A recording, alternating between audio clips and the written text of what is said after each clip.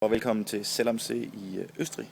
Jeg lovede jer en gennemgang af cyklen, og den har lige fået de sidste finish, så jeg vil lige prøve at vise, hvad mit setup bliver her på noget, der ligner en rigtig, rigtig hurtig cykelrute. Vi var ude og køre på den i går, og der er alt højdemeter, men de fordeler sig rigtig, rigtig godt, så jeg tror, der kommer fart på i morgen, og det bliver et super fedt race.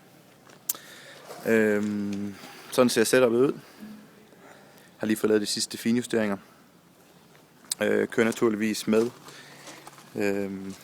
min fantastiske DE2 her på BMC-cyklen, hvor jeg har min bagskifter option til op, skift til hårde gear og lettere gear. Og hvis jeg så vil ned på lille klingen, så skifter jeg herover. Det bliver ikke nødvendigt på den her rute at komme ned på lille klingen, så det er rigtig fedt. Bare kan ligge i bøjlen hele vejen rundt.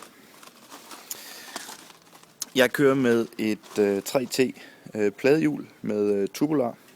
Og har været spændt på tubular, man siger, efter at have skiftet de her ringe nogle gange, så er jeg faktisk ikke så nervøs for det mere. Jeg kører med tape på i stedet for lim, så de er lidt lettere at få af. Og har valgt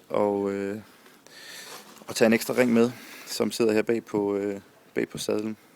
Hvis det skulle gå galt, det håber vi selvfølgelig ikke, det gør, fordi det er nogle dumme minutter at smide der.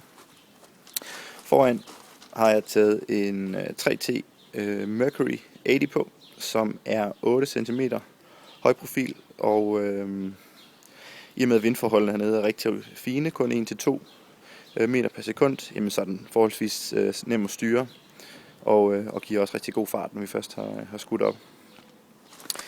Jeg kører med 2 dunke High Five, som jeg selv har blandet Energy Source i, og når de ligesom løber tør, jamen så tager jeg en dunk vand ude på ruten og spæder sig op med gels, som jeg har med her. Jeg har taget 5 gels med, plus jeg kører med noget af mine CO2-patroner osv., som jeg har her tæt på mig, hvis det skal være.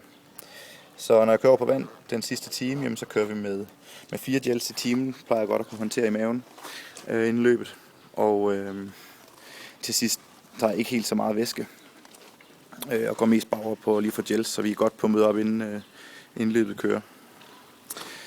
Jeg kører med min Quarq wattmåler, som transmitterer op til Brighton, cykelcomputeren, jeg har siddende heroppe foran, i sådan en lille fin custom lavet plastikding, så jeg hele tiden kan se min watttal. Jeg kører med og kigger på min average watt, min 30 sekunders watt, og 3 sekunder, for ligesom hele tiden at kunne vurdere, at jeg ikke kommer til at køre for hårdt, og i hvert fald ikke kommer til at gøre det over for lang tid. Så cyklen er klar, og der er ingen tvivl om, at jeg er klar. Nu gælder det bare om at give den fuld gas. Der er en dag tilbage, og så er det fuld smadret. Vi ses på den anden side. Hej.